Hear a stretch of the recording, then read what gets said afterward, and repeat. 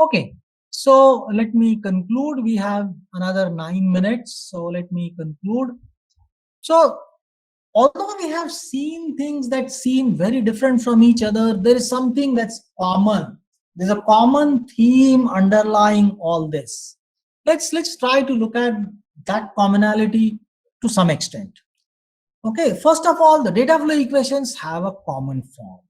So we have data flow variables defined in terms of xi equal to f of yi, and yi is equal to meet of xj. So because this could be both intersection and union, we choose a different symbol for it.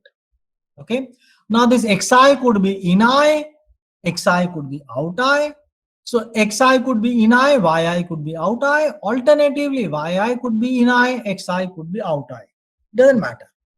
But at an abstract level, it's still the same. So these are data flow variables representing data flow information. So far, we have seen sets or bit vectors. It could be entities other than sets. For example, it could be maps, it could be pairs, it could be functions themselves, it could be maps from one set to the other set. It could be graphs, it could be strings, it could be sequences, it could be anything. We have successfully used graphs as data flow values for performing liveness analysis of heat.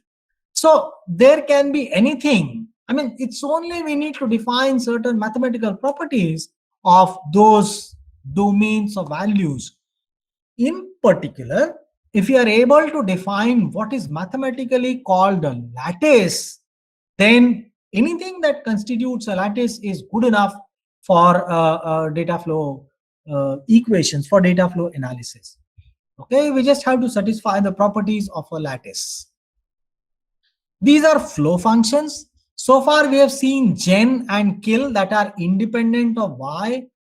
We could have gen and kill that are dependent on y. We could have very complex gen and kill. So the way for domain of values, we say we need to have a lattice. Here we say we need to have monotonic flow functions that are closed under composition. That's all that is required. We can define any function, we can define any value, so long as a value is forms the set of values constitutes a lattice, so long as our functions are monotonic and they're closed under composition, we are good. We can perform data flow analysis using it. As you can see, this is a very general canvas. We have looked at very limited form of it. This confluence operation or the meet operation, so far we have seen union and intersection, but it could be other operations. What is the meaning of a union in case of a graph? What is the meaning of union in case of pairs? Or we could have a map from a variable to a set of variables. That could be the data flow values. For example, we compute pointer analysis. So we say this pointer holds the addresses of these other locations. So it's a map from a pointer to a set of pointers. It's a function from a set of variables to the power set of variables. Now, what will be the confluence in these things? It's not a simple union or intersection. It could be something else. It doesn't matter so long as it forms a meet operation of the lattice. So long as it forms a meet operation of the lattice, which means that the operation must be commutative, associative, and idempotent. And the lattice should be a set that has a partial order, which is reflexive, transitive, and antisymmetric. And once we have flow functions that are monotonic and closed under composition, these are the only things that we need for data flow analysis. Nothing else is needed. So what you can do with data flow analysis is only limited by these mathematical requirements. You can put it to a variety of different applications. Here is a classical taxonomy of bit vector data flow framework that we have seen. So we have seen union as a confluence, we have seen intersection as a confluence. There can be a forward data flow problem such as available expressions analysis. There can be a backward data flow problem such as live variables analysis.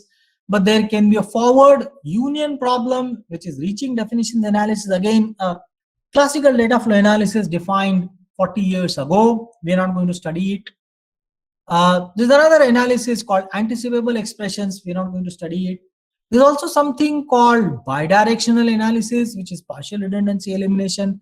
But then there are many more analyses in this category. For example, we have something called liveness-based points to analysis. So we perform liveness, we compute points to information only for the pointers that are live.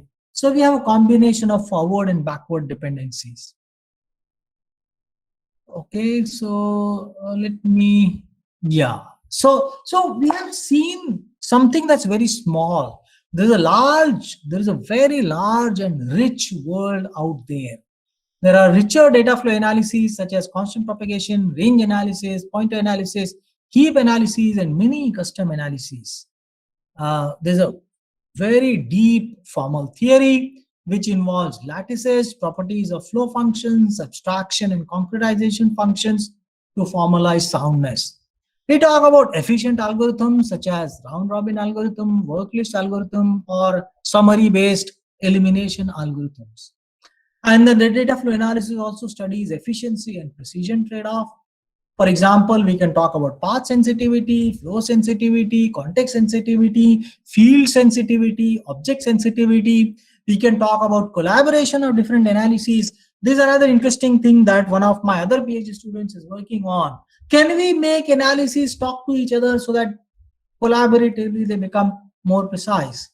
And then we have not talked about interprocedural analysis. What happens? A real program consists of many procedures. What happens when there are procedure calls? So we have something called top-down analysis, which traverses programs starting from main, going down to the callees.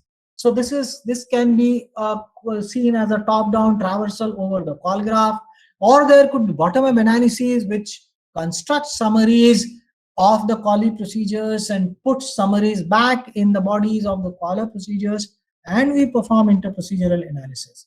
So interprocedural analysis is another interesting topic of active research in our group. So there's a lot. I mean, there's much more that we have not covered than we have covered, but I'm hoping that I have been able to give you a flavor of what data flow analysis is all about. And that is what was the goal of this tutorial. And I hope you have got a taste of what data flow analysis is. I will be happy to take questions. I'm glad I'm finishing on time, but I'm available for questions if you have any.